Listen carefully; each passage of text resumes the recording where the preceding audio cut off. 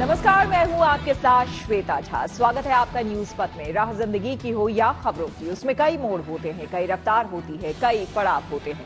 देश और दुनिया से जुड़ी खबरों के साथ आपको लिए चलेंगे न्यूज पथ पर, लेकिन उससे पहले आपको बता दें कि हॉर्न ओके प्लीज में आज बात होगी सर्दी में साइलेंट किलर कहे जाने वाले हीटर के इस्तेमाल की। कैसे और क्या सावधानी बरतें, बताएंगे आपको विस्तार से।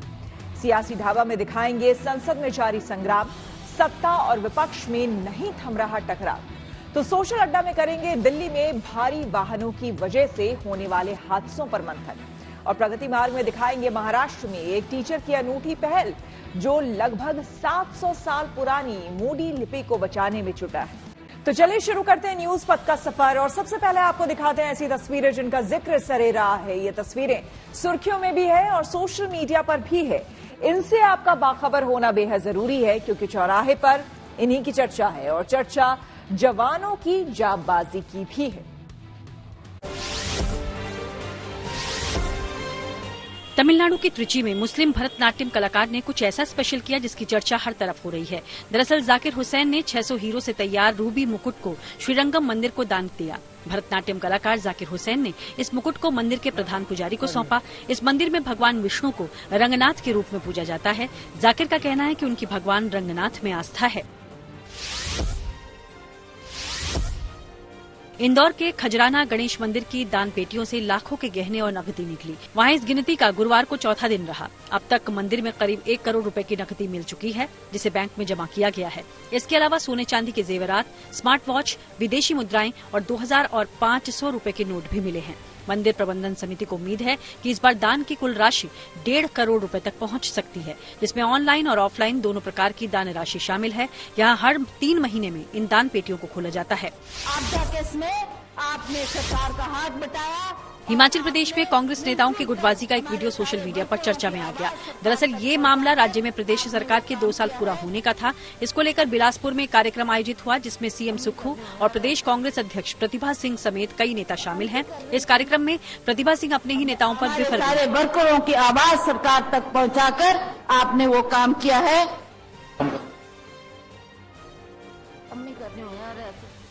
हुआ ये कि पूर्व विधायक पंबर ठाकुर ने मंच से बोल रही प्रतिभा सिंह को अपना भाषण जल्द खत्म करने को कहा, तो इस पर प्रतिभा ने अपनी नाराजगी जताई। अंती कर रही थी। अब मैं आप नहीं चाहते कि मैं ज्यादा बोलूं, मैं ज्यादा कुछ ऐसा नहीं बोलना होता यार। सोशल मीडिया पर एक वीडियो वायरल हो गया जिसमें कुछ सेना के जवान एक हिमालयी भालू की मदद करते नजर आए। दरअसल भारी बर्फबारी के बीच इस भालू का सिर एक टिन के डिब्बे में फंस गया था। फिर जैसे ही जवानों की नजर पड़ी तो भालू को अपनी पोस्ट पर लेकर आए और फिर उसका सिर टिन के डिब्बे से निकाल दिया। उत्तराखंड के देहरादून में सड़कों पर बनाए गए कुछ नए स्पीड ब्रेकर्स को लेकर सवाल खड़े हो गए। असल में वहां गाड़ियों और दोपहिया वाहनों के उछलने के वीडियो सामने आए जिसको लेकर लोगों ने आपत्ति जताई क्योंकि कई जगह इन स्पीड ब्रेकर से पहले मार्किंग नहीं की गई है। ट्रैफिक पुलिस ने राजधानी में एक कदम पिछले दिनों हुए टोयोटा गाड़ी के एक्सीडेंट के बाद उठाया था, लेकिन कई जगह सड़कों पर ऐसे बोर्ड नहीं लगाए गए हैं कि आगे स्पीड ब्रेकर बना है, एहतियात बरतें। लिहाजा अब इन स्पीड ब्रेकर से हादसे और बढ़ रहे हैं। यूपी के बरेली में एक अनोखी जागरूकता रैली निकाली गई। दरअसल यहाँ रैली में युवाओं को हनी ट्रैप के मामलों से सजग रहने की सलाह दी गई। एक समाज सेवी संस्था ने पहल की और सोशल मीडिया पर फर्जी प्रोफाइल वाली लड़कियों से सावधान रहने को कहा। जिंदगी का सफर सुहाना हो, इसके लिए सावधान रहना जरूरी है। रोजमर्रा की आपाधापी में कुछ देर बैठकर सोचना समझना भी जरूरी है कि आपके आसपास क्या हो रहा है और जो कुछ हो रहा है उससे हमारी जिंदगी, हमारा परिवार कैसे प्रभावित हो सकता है। इसलिए हॉर्न बजाकर बाखबर करने वाली खबर जरूरी होती है। और आज की ये खबर सर्द मौसम से जुड़ी है जिसकी चपेट में अब दिल्ली समेत पूरा उत्तर भारत आ गया है। कड़ाके की ठंड से बचने के लिए घरों में सबसे कारगर उपाय हीटर होता है, लेकिन हीटर का गलत इस्तेमाल जानलेवा भी हो सकता है क्योंकि मेरठ में एक महिला की हीटर की वजह से जान चली गई। और यही नहीं, नहाने के लिए गर्म पानी करने में खास तौर पर गैस गीजर के इस्तेमाल में भी सावधानी बहुत जरूरी है।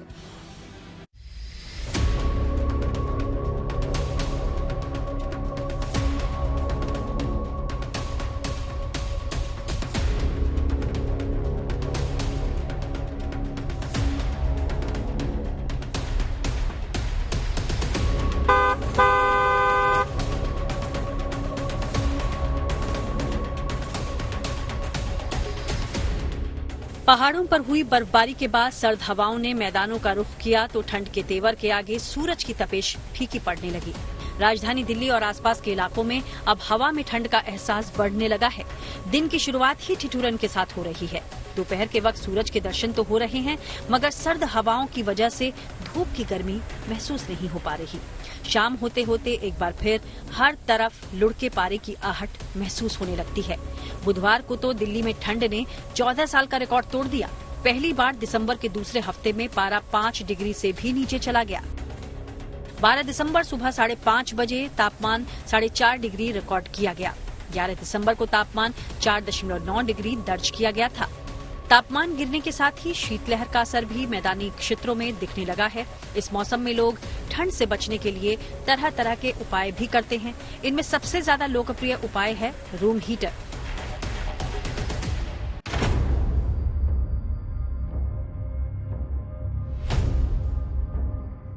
सर्दियों का मौसम आते ही बाजारों में तरह तरह के रूम हीटर सज जाते हैं। घर को गर्म रखने के लिए इनका इस्तेमाल खूब होता है, लेकिन अगर एहतियात न बरता जाए तो कई बार ये रूम हीटर बेहद घातक भी साबित होते हैं। हाल ही में मेरठ में रूम हीटर से निकली गैस की वजह से एक बुजुर्ग महिला की जान चली गई। 86 साल की ये महिला रूम हीटर ऑन कर सो गई। ऐसे में बेहद जरूरी है कि रूम हीटर को लेकर कोई लापरवाही न बरती जाए। रूम हीटर ठंड से बचने का जरिया जरूर है, लेकिन इसके इस्तेमाल में कुछ सावधानियां बरतना बहुत जरूरी है। सबसे पहले ये जानना जरूरी है कि आखिर रूम हीटर खतरनाक क्यों हो जाता है।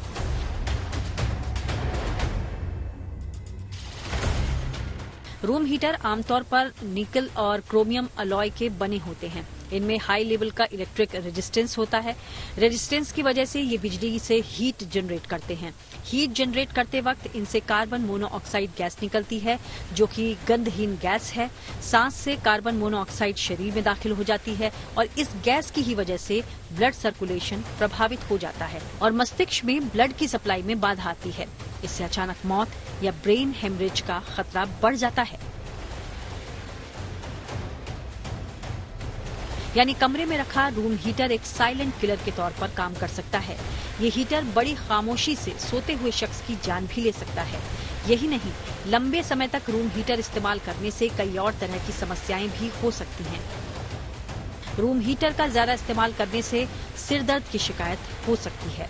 इससे लोगों को चक्कर आ सकता है। अस्थमा के मरीजों को हीटर परेशान कर सकता है। इससे स्किन ड्राई हो सकती है, आंखों में जलन हो सकती है और एलर्जी वाली खांसी की शिकायत भी हो सकती है। रूम हीटर से घटना हो जाती है। एक तो रूम हीटर का डिस्टेंस थोड़ा दूर होना चाहिए। वो किसी भी लकड़ी के ऊपर नहीं रखा होना चाहिए। लकड़ी का स्टूल हो, लकड़ी की कोई भी चीज़ हो, क्योंकि उसमें आग लगने के चांस इसी वजह से ज़्यादा होते हैं। वो हमें बच्चों की पहुंच से दूर रखना चाहिए। 15 एम्पीयर के प्लग में ही लगाना चाहिए और कोशिश करें सोते समय रूम हीटर हम बंद कर दें। और अगर रूम हीटर या हीट कन्वेक्टर कुछ भी चल रहा है, रूम खुला हुआ रहना चाहिए। लेकिन ऐसा नहीं कि रूम हीटर के सिर्फ नुकसान ही हैं। रूम हीटर ठंड से बचने का एक कारगर उपाय है, लेकिन जरूरी है कि इसे इस्तेमाल करने में आवश्यक सतर्कता बरती जाए। अगर आप पुराना रूम हीटर इस्तेमाल कर रहे हैं तो इसके रख रखाव का ख्याल रखें। सर्द रातों में रूम हीटर चलाकर न सोएं। कमरा गर्म होने के बाद सोने से पहले रूम हीटर बंद कर दें। हीटर को कभी भी बहुत लंबे समय तक न चलाया जाए।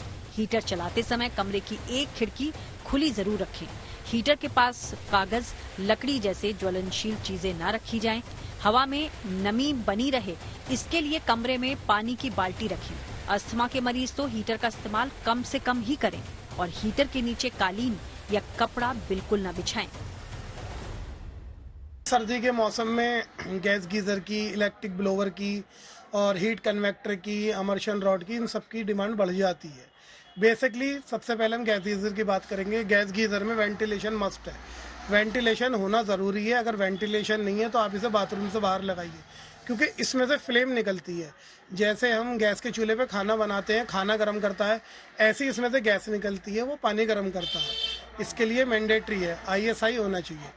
इलेक्ट्रिक गीज़र में भी यही होना चाहिए कि 15 एम्पीयर का प्लग हो, जिसमें हम गैस गीज़र, उसका इलेक्ट्रिक गीज़र का हम प्लग लगाएंगे, वो पावर का होना चाहिए। वो कभी भी वो नहीं होने चाहिए जिसमें हम मोबाइल वगैरह चार्ज करते हैं, क्योंकि इलेक्ट्रिक गीज़र लोड लेता है। उसमें सर्विस होती रहे उसकी, और कंपनी के ही लेने चाहिए। आजकल बहुत बढ़िया बढ़िया आ रहे हैं जिसमें दुर्घटना के चांस कम।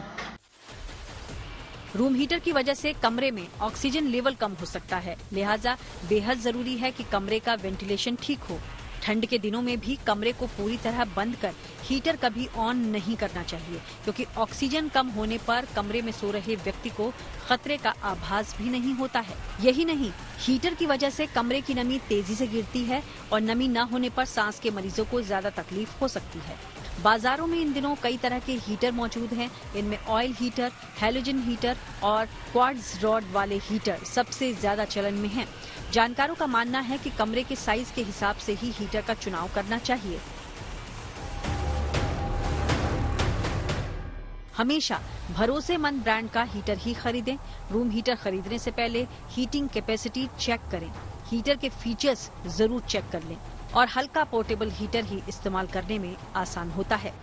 रूम हीटर ही नहीं, सर्दियों में गैस गीजर से जुड़े हादसे भी अक्सर सामने आते हैं। गैस गीजर बिना बिजली के पानी गर्म कर सकते हैं, लेकिन कई बार गैस के रिसाव की वजह से ये घातक साबित होते हैं। गैस गीजर से भी कार्बन मोनोऑक्साइड गैस ही निकलती है, जो छोटे बाथरूम में घुटन पैदा कर सकती है। जानकार बताते हैं कि गैस गीजर लगवाने में भी कुछ सावधानियां बरतनी चाहिए। गैस गीजर बाथरूम में बाहर की तरफ लगाएं। गीजर बाथरूम में लगा हो तो गर्म पानी पहले ही बाल्टी में भर लें। बाथरूम में जाने के बाद गीजर को बंद कर दें। बाथरूम में एग्जॉस्ट फैन जरूर लगवाएं। बाथरूम में वेंटिलेशन का पर्याप्त इंतजाम रखें। गैस गीजर हम लोग अक्सर बाथरूम में लगाते हैं, तो गैस गीजर का मतलब है उसमें कुछ गैसें ऐसे निकलती हैं जो बॉडी के लिए कहीं ना कहीं हानिकारक होती हैं। गैस गीजर से खास तौर से कार्बन मोनोऑक्साइड निकलती है जो बॉडी में जाने की क्षमता ऑक्सीजन से ज़्यादा और तीव्र रखती है। तो जो लोग गीजर को ऑन करके नहाते हैं तो उस टाइम में क्या होता है कि ऑक्सीजन की मात्रा कम हो जाती है और कहीं ना कहीं पर कार्बन मोनोऑक्साइड जो गैस होती है वो शरीर से अंदर ज़्यादा क्षमता में चली जाती है और ये हीमोग्लोबिन के साथ अच्छी तरह से कंबाइन कर लेती है और ऑक्सीजन को डिस्प्लेस कर देती है। जब ये ऑक्सीजन को डिस्प्लेस कर देती है तो आदमी को पता नहीं चलता कि दिमाग और नसें कब निष्क्रिय हो जाती हैं। वो बैठा बैठा गिर जाएगा, खड़ा खड़ा गिर जाएगा, वो हेल्प भी नहीं मांग सकता, वो बोल भी नहीं पाता। तो इसका तो निवारण भी मैं बता देता हूँ कि नहाने से पहले गीजर चला लें और नहाने के वक्त उसको बंद कर दें ताकि गैस उस टाइम में ना निकल रही हो। एग्जॉस्ट अच्छा होना चाहिए और तीसरी जो सबसे अच्छी बात है कि हो सके तो गीजर आपके कमरे के बाहर होना चाहिए, उसका पाइप का कनेक्शन आपके अंदर हो। ठंड के दिनों में रूम हीटर और गैस गीजर दोनों ही बड़े काम की चीजें हैं, लेकिन जरूरी हो जाता है कि इनका इस्तेमाल सही तरीके से हो। ठंड का ये मौसम अपने साथ कुछ चुनौतियां लेकर आता है, लेकिन अगर जरूरी एहतियात और थोड़ी सतर्कता बरती जाए तो इस मौसम का भरपूर आनंद भी उठाया जा सकता है।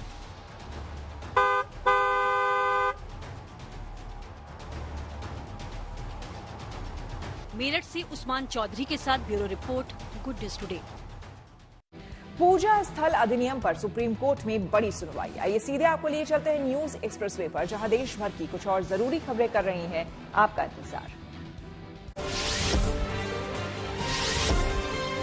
एक देश एक चुनाव से जुड़े विधेयक को मोदी सरकार ने कैबिनेट की बैठक में मंजूरी दे दी। सूत्रों के मुताबिक अब सरकार इस बिल को सदन के पटल पर रख सकती है। संभावना है कि ये विधेयक अगले हफ्ते इसी शीतकालीन सत्र में लाया जा सकता है। वहीं इस बीच प्रधानमंत्री नरेंद्र मोदी ने पार्टी नेताओं और सांसदों से कहा है कि वो जनता के बीच जाकर इसके फायदे बताएं और बिल को लेकर लोगों में जागरूकता फैलाएं। सुप्रीम कोर्ट में पूजा स्थल अधिनियम 1991 की धाराओं की वैधता पर सुनवाई की गई। इस दौरान अदालत ने केंद्र सरकार से 4 हफ्तों में जवाब दाखिल करने को कहा।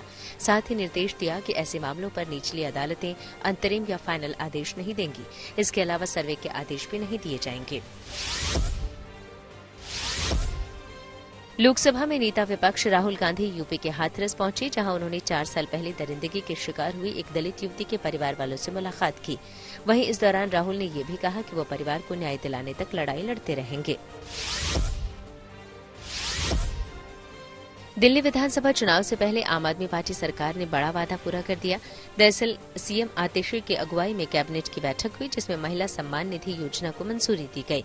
इसके तहत 18 साल से अधिक उम्र की सभी महिलाओं के खातों में हर महीने 1-1 हजार रूपये की राशि आएगी। इसके लिए महिलाओं को रजिस्ट्रेशन करवाना होगा। वहीं अरविंद केजरीवाल ने वादा किया कि चुनाव के बाद इस योजना के तहत रकम बढ़ाकर 2100 रूपये कर दी जाएगी। राजधानी में फरवरी के पहले या दूसरे हफ्ते में चुनाव होने की संभावना है।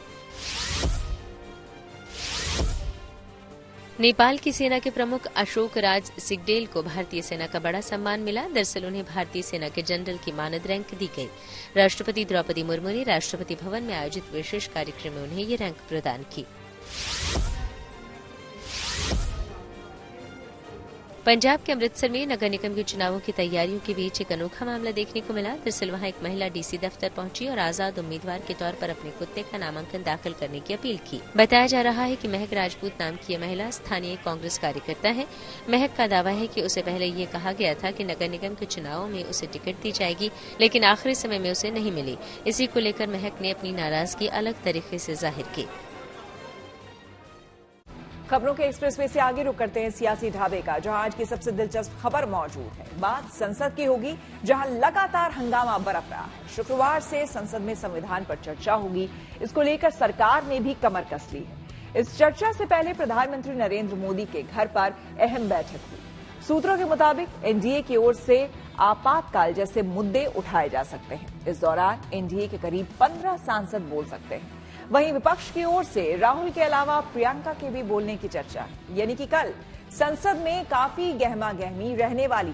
वैसे गहमा गहमी आज भी दिखी, जब पक्ष विपक्ष सोरोस और अविश्वास प्रस्ताव समेत कई मुद्दों पर फिर से आमने सामने आ गए।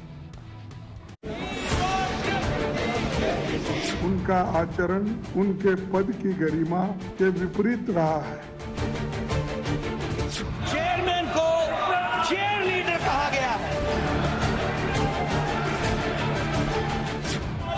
फाउंडेशन के सोनिया गांधी के साथ क्या संबंध है जिसको सोरोस फंड करता है? गुरुवार को भी कुछ ऐसे ही संसद का शीतकालीन सत्र पक्ष विपक्ष के सांसदों की नारेबाजी की भेंट चढ़ गया। 25 नवंबर को शुरू हुए संसद के शीतकालीन सत्र का आज 13वां दिन था। बीते दिनों कांग्रेस समेत विपक्षी सांसद राज्यसभा के चेयरमैन जगदीप धनखड़ के खिलाफ अविश्वास प्रस्ताव और अदानी मुद्दे पर जेपीसी की मांग के साथ प्रदर्शन करते दिखे। आपने कौन से नियम में इनको बोलने का अधिकार दिया है? इन सांसदों ने देश नहीं बिकने देंगे का पोस्टर लिए हुए आज भी संसद के बाहर खूब नारेबाजी की।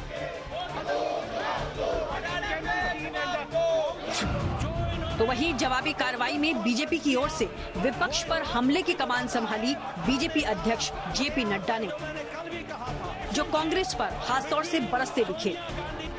वहीं कांग्रेस सांसद प्रमोद तिवारी ने भी नड्डा के इन सभी आरोपों का खंडन किया। एक व्यक्ति जॉर्ज सोरोस नाम का, वो देश की स्टेबिलिटी को डिस्टर्ब करना चाहता है, वह देश को मुसीबत में डालना चाहता है, वह भारत की संप्रभुता को पर प्रश्न खड़े कर रहा है। और सोनिया गांधी जी जो forum of the leaders of the Asia Pacific की को चेयरपर्सन है, जो फंडेड है जॉर्ज सोरोस से, उनका क्या संबंध है, ये देश जानना चाह रहा है। आधारहीन और एक घटिया बातें की है उन्होंने, जिसका कोई आधार नहीं है, चाहे वो जॉर्ज सोरोस का हो या कोई और हो। अभिव्यक्त का अधिकार है, और जो कुछ भी लीडर अपोजिशन या सारे लीडरान ने कल कहा है प्रेस कॉन्फ्रेंस में, ये उनका अधिकार है सदन के बाहर बोलने की, मैं उसको समर्थन करता हूँ। और जो कुछ नड्डा साहब ने कहा है, मैं उसका खंडन करता हूँ, विरोध करता हूँ। एक तरफ बीजेपी कांग्रेस पर सोरोस सोनिया के कनेक्शन को लेकर हावी है, तो वहीं आरजेडी सांसद मनोज झा सदन न चलने के लिए सरकार पर हठधर्मिता का आरोप लगाते दिखे। मामला व्यक्ति का नहीं है, मामला व्यवस्था का है।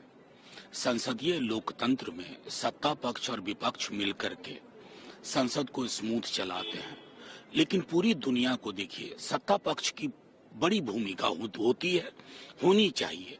अब देखिए, हमें प्रतिरोध प्रतिदिन यहाँ करना पड़ता है, क्योंकि सरकार हठधर्मिता नहीं त्याग रही है और हम हठधर्मिता का प्रतिरोध नहीं त्याग रहे। संसद में सत्ता पक्ष और विपक्ष में नोकझोंक की तस्वीरों के बीच बीजेपी नेता गिरिराज सिंह भी सोनिया गांधी और सोरोस की तस्वीर लेकर संसद पहुंचे, तो मनोज झा ने भी बड़े ही मजाकिया अंदाज में गिरिराज सिंह को उनकी AIMIM चीफ असदुद्दीन ओवैसी के साथ की एक फोटो की याद दिलाई। जो फोटो था ओवैसी साहब,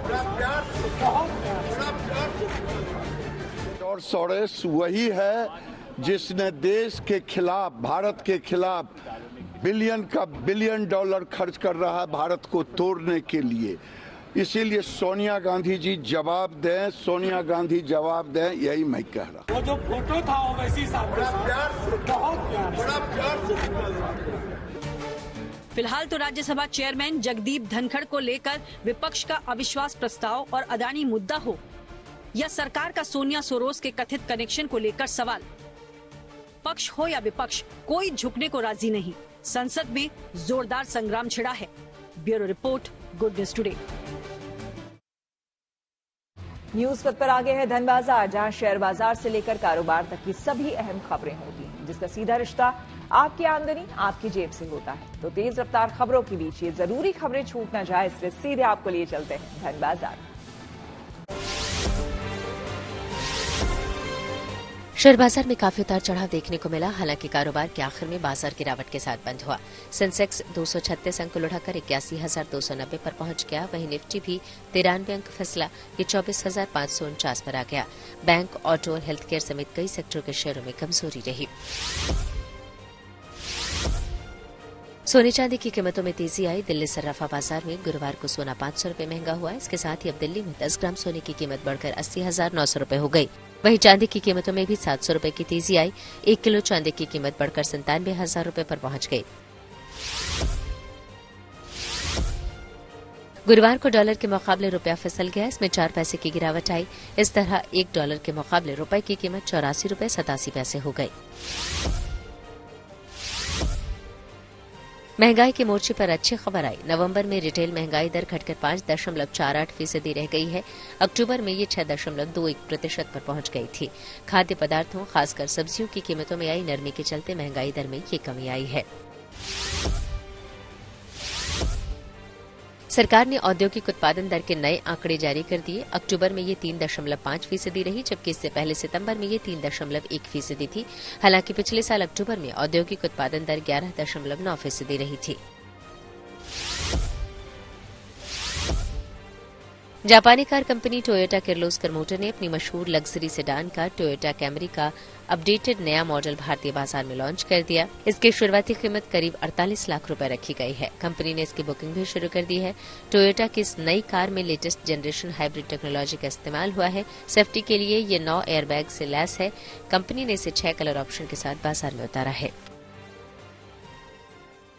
AI चैटबॉट जेमिनी का नया वर्जन पेश। जी हां, टेक्नोलॉजी से जुड़ी ऐसी ही जरूरी खबरों को जानने समझने के लिए आइए सीधे आपको लिए चले डिजिटल गली। एक बार फिर से दुनिया भर में मेटा के प्लेटफॉर्म पर तकनीकी दिक्कतें आई। दरअसल इंस्टाग्राम, फेसबुक, व्हाट्सएप और थ्रेड्स की ऐप बुधवार रात कई घंटे डाउन रही। इस दौरान कई लोग फेसबुक नहीं खोल पा रहे थे तो कई व्हाट्सएप पर स्टेटस नहीं लगा पाए। हालांकि बाद में ये तकनीकी दिक्कत सुलझा ली गई।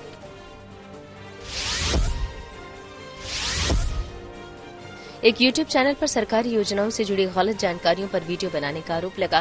केंद्रीय सूचना प्रसारण मंत्रालय की फैक्ट चेक टीम ने अपने सोशल मीडिया हैंडल पर यह दावा किया। इसके मुताबिक यूट्यूब चैनल सरकारी सूचना में ये झूठी जानकारी दी जा रही है कि फ्री मोबाइल योजना के तहत 1 करोड़ लोगों को निःशुल्क मोबाइल फोन दिया जाएगा। पीआईबी की टीम ने बताया कि दावा फर्जी है।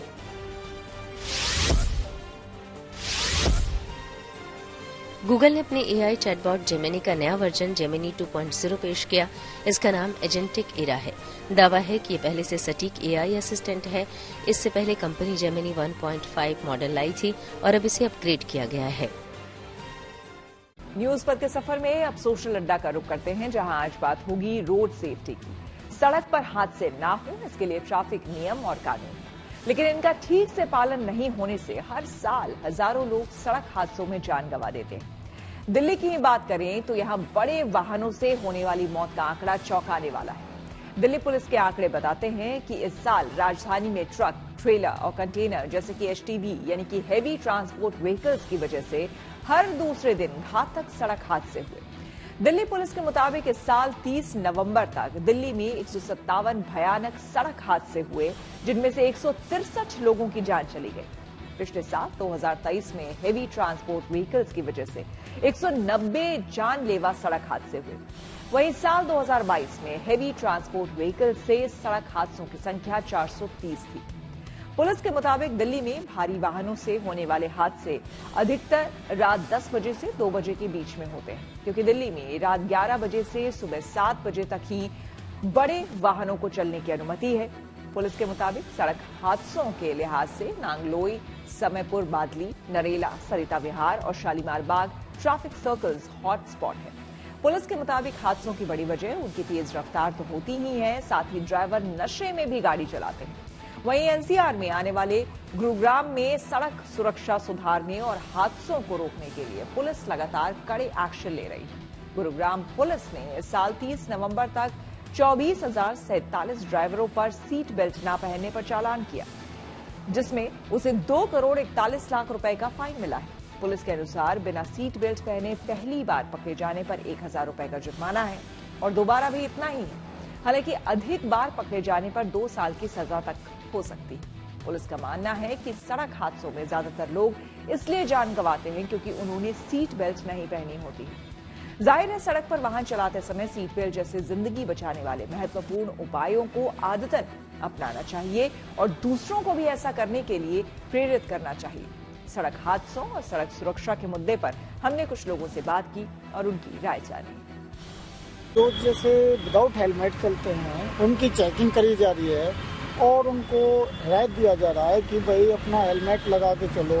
आप हेलमेट बगैर चलोगे तो दुर्घटना हो जाती है, दुर्घटना में जान चले जाती है। इसलिए सीट बेल्ट वालों को भी हिदायत दी जा रही है कि भाई सीट बेल्ट लगा के चलो, जिससे कोई भी दुर्घटना हो जाती है ब्रेक लगाने से, तो इसलिए उसका बचाव है। सीट बेल्ट का भी हेलमेट है, जैसे कि हेलमेट भी लगाना बहुत जरूरी है। अननेसेसरी गाड़ियों को जो है बैन करना चाहिए और टाइम से ही जो उनको गाड़ियों को जो है अलाउ करना चाहिए। फालतू की गाड़ियाँ जो है ज़रूरत से ज़्यादा ही जो है उधम मचाती हैं। अगर ट्रक के नीचे कुचल दिया नशा करके तो इसका मतलब हत्या किया आपने। आप नशा किए बिना अपने ट्रक को या अपने व्हीकल को चला रहे हैं तो आप किसी की जान बचाने के लिए अपने काम को कर रहे हैं। अभी क्या है कि जो एक्सीडेंट होते हैं तो इसमें मैम आधे से ज़्यादा ड्राइवर नशे करके ही रहते हैं। तो मैम इनकी लोगों की वो करी है, मैम इंक्वायरी करी है कि अगर ड्राइवर किस कंडीशन में गाड़ी चला रहा है, किस कंडीशन में गाड़ी चला रहा है। राहगीर होते हैं, इनको नहीं देखते क्या करना है क्या नहीं करना है, उनके ऊपर सीधे गाड़ी चला देनी है। तो मेरा मानना भी यही है कि हाँ, उसके कारण बहुत सारे एक्सीडेंट होते हैं। इवन मैं भी खुद निकलता हूँ तो मुझे भी काफ़ी मतलब इतने बड़े बड़े वाहन होते हैं, इतने बड़े बड़े ट्रक होते हैं, मुझे भी डर लगता है कि कहीं ऐसा ना कुछ हो जाए। और वो चलाते भी बहुत ज़्यादा रॉन्ग तरीके से चलाते हैं। बहुत सारे ड्राइवर तो ऐसे जो ड्रिंक करके चलाते हैं। तो मेरा मानना ये है कि नो एंट्री जो है वो पूरी तरह से लगनी चाहिए। मैं परसों ही निकल रहा था तो एक फ्लाईओवर में नीचे बहुत भयंकर एक्सीडेंट हुआ रात के 12-1 बजे। तो सरकार को इसके बारे में सोचना है। जो आम पब्लिक जो उनके बारे जाने जा रही हैं, ये तो बहुत गहन मामला है। लोगों की जान के साथ खिलवाड़ हो रहा है। सरकार ऐसी कोई योजना लेके आए, बहुत सारी जगहों पर होता है, उनके लिए अलग से है तो लाइन बनाए, नहीं बना सकते हैं तो दूसरी व्यवस्था पर उस पर गवर्नमेंट अपना काम करना चाहिए उसको। आइए अब रुक करते हैं प्रगति मार्ग का, जहां ऐसी खबरें हैं जो कि देश की तरक्की, प्रगति और लोगों की काबिलियत दिखाती हैं। यहां आज हम आपको मिलवाएंगे महाराष्ट्र के एक ऐसे शिक्षक से जो अपनी अनूठी पहल से चर्चा में है। दरअसल ये चंद्रपुर में छात्रों को उस लिपि में पढ़ा रहे हैं जिसे 1000 साल पहले ही पढ़ाया जाता था।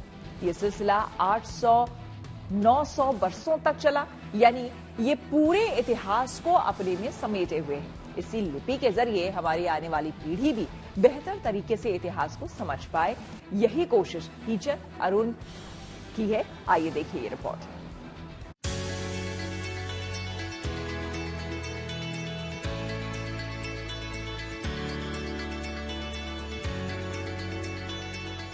ब्लैक बोर्ड पर लिखी ये लिपि थोड़ी अनजान है क्योंकि हमारा इससे परिचय नहीं है। लेकिन महाराष्ट्र के चंद्रपुर में इन छात्रों के लिए ये बिल्कुल नया नहीं है, क्योंकि ये इसकी बारीकियां सीख रहे हैं।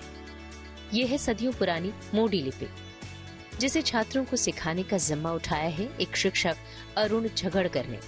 काम अनूठा भी है और थोड़ा मुश्किल भी, लेकिन इनका मानना है कि इतिहास को अपनी नजर से समझना है तो उस दौर से गुजरना भी होगा, और लिपि एक अच्छा माध्यम है। लिहाजा अरुण अपने छात्रों को इस लिपि के बारे में न सिर्फ बताते हैं, बल्कि उस लिपि को लिखना और पढ़ना भी सिखाते हैं। स्वातंत्र्यपूर्व महाराष्ट्रामध्ये जवळपास 900 वर्ष मोडी लिपीमध्ये मराठीचं लेखन केलं जातं। जवळपास 13व्या शतकापासून तर 16व्या शतकापर्यंत शिवाजी महाराजांच्या काळापर्यंत सर्व लेखन हे मोडीत होत होतं, परंतु स्वातंत्र्यानंतर जेव्हा देवनागरी लिपी आली आणि ही जी लिपी आहे ती मागे पडली आणि यामागे मुलांना ही याच्या मागचं कारण म्हणजे अनेक पुरातन दस्तऐवज आहे, जे इतिहासाचा अभ्यासक म्हणून जर पुढे यायचं असेल तर जुने दस्तऐवज हे मोडी लिपीत आहेत आणि ते वाचन जर करता आलं नाही तर आपल्याला इतिहास खऱ्या अर्थाने कळणार नाही। अरुण झगड़कर महाराष्ट्र के चंद्रपुर जिले के गोंड पीपरी में एक सरकारी स्कूल में शिक्षक हैं। छात्र केवल वही इतिहास न पढ़ें जो उन्हें पढ़ाया जाता है, बल्कि उससे आगे वो इतिहास को अपने नजरिए से जाने और समझें भी। इसीलिए उन्होंने करीब 3 महीने पहले ये नई पहल की, जिसमें बच्चे भी खूब रुचि लेते हैं। इनकी मेहनत और लगन का ही नतीजा है कि इन 3 महीनों में ही करीब 20 बच्चे मोडी लिपि पढ़ और लिख सकते हैं। खास बात यह है कि यहाँ मोडी लिपी सिखाने के लिए शनिवार और रविवार को क्लास अलग से लगती है। त्यांच्या काळात बखर लिहिण्यात आली, ती बखर वाचण्यासाठी मी मोडी लिपी शिकत आहे। शिवाजी महाराज आमचे राजे होते, त्यांचा खराखुरा इतिहास बखर मध्ये आहे, म्हणून मी बखर मोडी लिपी मध्ये आहे, म्हणून मी मोडी लिपी शिकत आहे। मोडी या मोडी लिपि का प्रयोग मराठी भाषा को लिखने के लिए किया जाता था। 1950 ईस्वी तक ये चलन में थी। मोडी शब्द का अर्थ होता है तोड़ना या मोड़ना। छत्रपति शिवाजी महाराज के शासनकाल में इसका प्रचार प्रसार हुआ। शिवाजी महाराज के मंत्री और रिश्तेदार बालाजी अबाजी ने देवनागरी लिपि के अक्षरों को तोड़ मरोड़ कर एक नई लिपि तैयार की, जिसे मोडी कहा गया। मोडी लिपि की लिखावट देवनागरी लिपि के मुकाबले ज्यादा मुश्किल है, लिहाजा इसका प्रयोग 1950 में आधिकारिक रूप से बंद कर दिया गया और तब से आज तक मराठी भाषा के मुद्रण के लिए देवनागरी लिपि का ही प्रयोग किया जाता है। लेकिन अब चंद्रपुर का इतिहास जानने के लिए अरुण झगड़कर एक नई फौज तैयार कर रहे हैं, जिसकी हर तरफ सराहना हो रही है। Vikas Rajurkar, Chandrapur, Maharashtra, good news today. इसी के साथ न्यूज पथ में मेरे यानी कि श्वेता झा के साथ फिलहाल इतना ही। देश दुनिया की तमाम पॉजिटिव खबरों के लिए आप देखते रहिए गुड न्यूज टुडे।